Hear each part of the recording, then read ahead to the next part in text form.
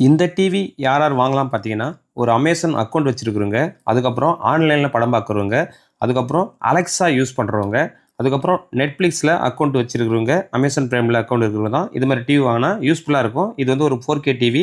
டிவில படம் பார்க்கும்போது அந்த 4K குவாலிட்டி, சவுண்ட் குவாலிட்டி எல்லாம் சூப்பரா இருக்கும். இது வந்து ஒரு ஃபயர் டிவி இது. ஆண்ட்ராய்ட் டிவியோ, கூகுள் டிவியோ கிடையாது. இது வந்து நார்மல் யூஸ் பண்றவங்களுக்கு இது மாரி டிவி வாங்கக்கூடாது. இந்த 4K டிவிய கஸ்டமர் பார்த்தீங்கன்னா, ஒரு டிடிஹெச்ல தான் கனெக்ட் பண்ணி பார்க்குறாரு. அதுவும் 720 பிக்சல் தான் கனெக்ட் பண்ணி பார்க்குறாரு. அதனால ஒரு 4K டிவிய 720 பிக்சல் போட்டா படம் கண்டிப்பா நல்லாவே தெரியாது.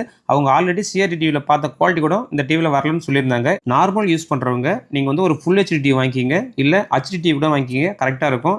ஒரு 4K டிவிய 4K கன்டென்ட்டோட பார்க்கும்போது தான் அதனுடைய ஃபுல் குவாலிட்டி வந்து உங்களால பார்க்க முடியும். நீங்க வந்து ஒரு கேபிள் டிவில பார்க்குறீங்கன்னா, இல்ல டிடிஹெச்ல பார்க்குறீங்கன்னா, ஃபுல் ஹெச்டி டிவி வாங்கிக்கிங்க. லைஃப்பும் வரும். படமும் பார்த்தீங்கன்னா குவாலிட்டியா இருக்கும். நீங்க புதுசா டிவி வாங்குறீங்கன்னா, யார் யாரு எந்தெந்த டிவி வாங்கலாம்ன்ற ஆல்ரெடி வீடியோ போட்டிருப்பேன். பார்த்து தெரிஞ்சுக்கின்னு வாங்குங்க. நன்றி. பூஜிகா எலக்ட்ரானிக்ஸ்.